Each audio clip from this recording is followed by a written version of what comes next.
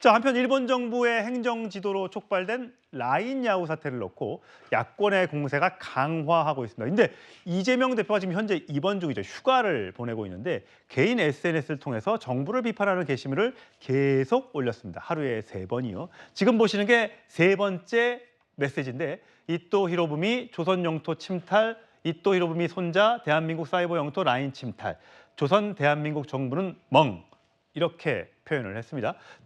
자, 송영원 의원, 이재명 대표가 뭐 잠깐의 어떤 총선의 기간에 거치면서 잠깐 휴식에 들어갔는데 이런 메시지를 올리는 이유는 뭐라고 보십니까? 일단은 대한민국 정부는 멍이라고 하는 저 SNS부터가요. 사실이 아니에요. 조금 이따 말씀드릴 건데 예. 그 이재명 대표가 지금 저런 SNS 올리는 거는 과거에 이제 민주당이 반일 선동으로 굉장히 재미를 보지 않았습니까? 당시에 저 조국 전 민정수석이 죽창가도 올리고 뭐 다시는 일본에게 지지 않습니다라는 백드롭을 걸고 국무회의도 하고 그러면 상당히 재미를 봤는데 그런 것의 연장선상에 있는 것으로 보여요. 그러니까 반일 감정을 자극시켜서 정치적 이득을 보려고 하는 것인데 문제는 저 대한민국 정부는 멍이라고 하는 게 팩트가 아니라는 겁니다. 지금 이번 주 금요일에도 과기정통부 제2차관이 브리핑을 했거든요. 3월 달에 일본 정부의 1차 행정기도, 4월 달에 2차 행정기도 있을 때 계속 네이버와 접촉을 하면서 네이버가 뭘 원하는지 들어왔다는 겁니다. 그리고 지금 외교부도 4월 27일에요. 우리 기업에 대한 차별적 조치가 있어서는 안 된다는 확고한 입장을 표명을 했고 또 4월 29일에도 과기정통부가 네이버와 협의 중이라는 걸 밝혔습니다. 5월 6일에는요. 대통령실이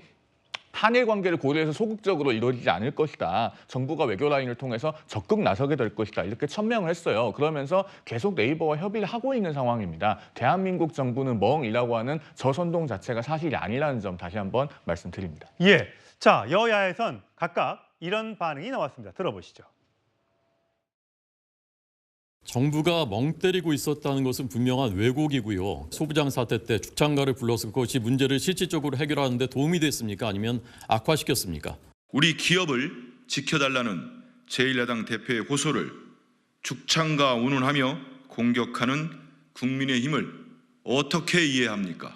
일본 정부의 강탈 행위를 계속 수수방관한다면 친일을 넘어 매국이라는 비판을 들을 수밖에 없을 것입니다.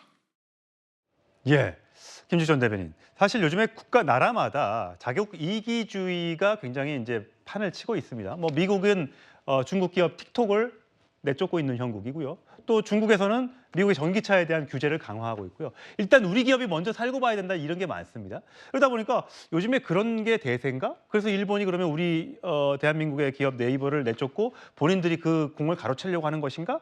라고 얘기하는데 민주당 쪽이나 야권에서는 미국과 중국은 지금 대립하고 있지만 우리가 하고 일본은 잘해보자고 지금 하고 있는데 저렇게 일본에서 나오는 거는 우리가 잘해준 거에 대한 대답치고는 너무 성의가 없는 것 아니냐 이런 지적을 하고 있는 거죠. 지금 그렇습니다. 지금 방금 말씀 주셨던 부분인데요.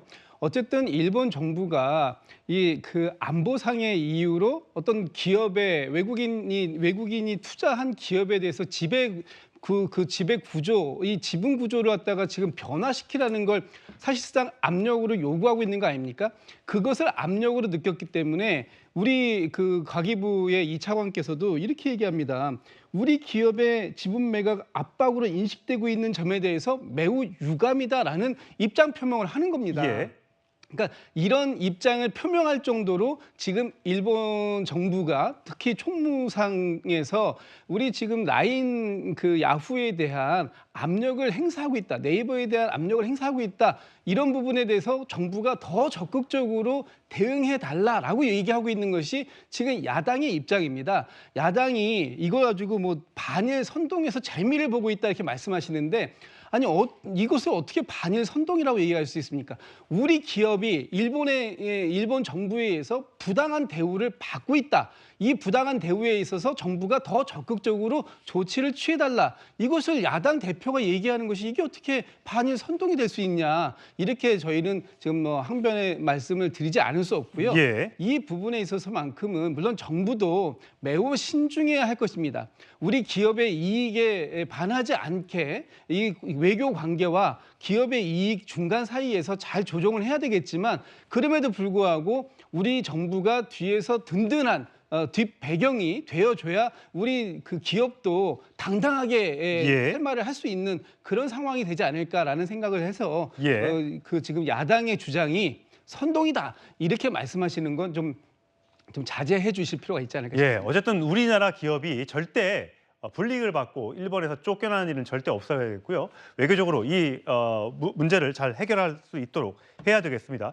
이런 상황에서 조국 혁신당 조국 대표 내일 독도에 간다고 하는데 과거에 이명박 전 대통령이 2012년도인가요? 그때 독도를 갔던 적이 있는데 또 이게 어떤 또 파장을 낳을지 한번 지켜보도록 하시죠.